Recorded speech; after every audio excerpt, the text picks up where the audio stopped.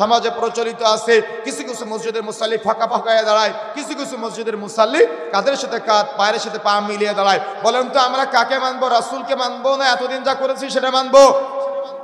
কাকে মানবেন? রাসূলকে মানার মতো হিম্মত আছে? তাহলে আমরা একটা হাদিসের দিকে যাওয়ার চেষ্টা করি।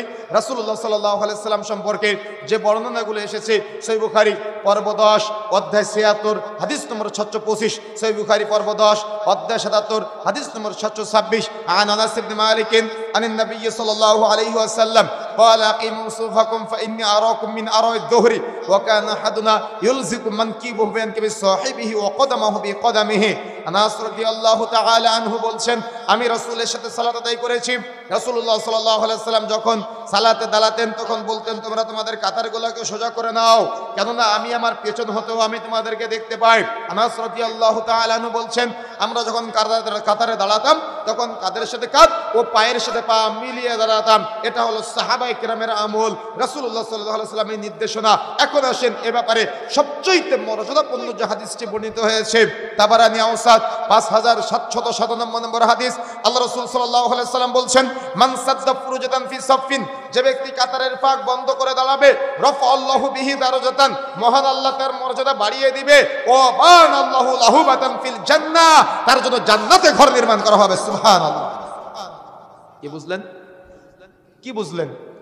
আমার পূর্বপুরুষ যেটা করে এসেছে সেটা করতে হবে নাকি সুন্নাতের উপরে আমল করতে হবে? কত রেফারেন্স নেবেন আপনি, কত সহিহ হাদিসের দলিল নেবেন আপনি, কিন্তু এতবার সহিহ হাদিস দিয়ে বোঝানোর পরেও আপনি বলতেছেন এটা তো আমার বাপ দাদার আমল, এটা তো আমার বড় হুজুর করেছে, এটা তো আমার পীর সাহেব করেছে।